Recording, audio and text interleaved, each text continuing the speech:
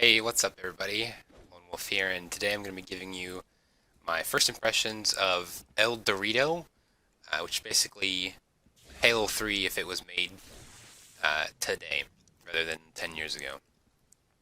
So I want to start out by saying that I'm a little biased because Halo 3 is probably my favorite game of all time.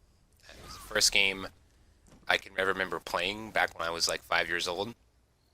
So seeing that it's on PC, I was very excited to play this game. I also want to mention that I'm pretty sure that this wasn't made by Microsoft, and I'm pretty sure they stuffed the distribution of this game. So if you didn't already have it, I don't think you can get it anymore.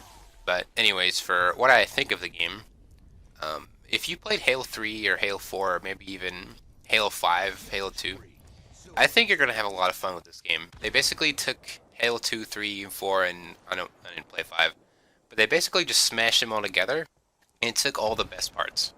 I haven't played a Halo game in probably 4 or 5 years, so being able now that I'm on PC to go back and play my favorite series of all time was really great.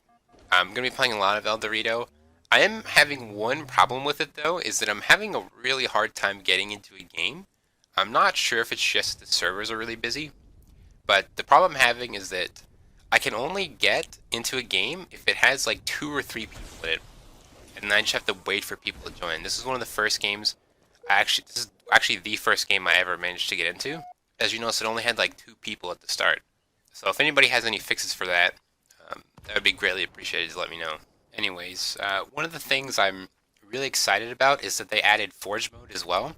So it's not just multiplayer, you can play Forge. So what I'm thinking they're going to do is have players create maps and then people can play on them in like matchmaking games, kind of like how Halo 3 did with some of the Foundry maps. People made maps and then Bungie was like, "Hey, these are pretty good. Let's add them to the matchmaking rotation." So I'm looking forward to see what they do with that. As for the player customization, they took the customization, the armor from Halo 3. So you have the recon armor, the katana. Pretty much everything that was in Halo 3 is now in this game. I didn't really see anything that wasn't transferred over. Another thing that you may have noticed is that they added a chat. I actually got a little bit of hate mail this game. I was sitting on top of one of the rocks, and one of the dudes was like, "Dude, stop camping," and I'm just like, I'm like, what is this guy talking about? I'm sitting in a rock in the middle of the map waiting for them. And he tells me I'm camping. But anyways, for how the game runs, it actually runs really smooth. I didn't really have any problems with it except for kind of toward the end of this game, I was having some frame drops, but that was just because I had my League of Legends client open, and I think I started updating something, so the frame rate got a little choppy when I was killing some people, but other than that, I haven't had any problems with it, even when I was recording. So I'm sure if with my trash computer, if I can record, I'm sure that you guys can play it at a pretty high quality without any problems. The only thing that I would recommend before you start playing is that you hook up a controller to this game.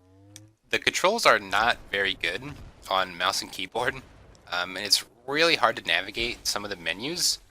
It took me a while to figure out how to do it, but I had to use like the arrow keys, and I never figured out what the start button is, like what it would be on controller. I never figured out what it was on keyboard, so I wasn't able to actually change any of my settings.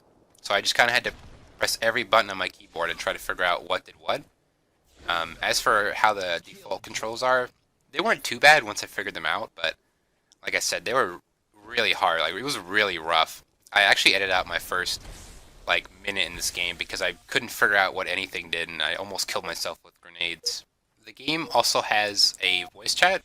I haven't actually seen anybody use it yet, so I'm not sure if it actually functions. But in the bottom right, you'll see like a little like tower thing with a circle next to it.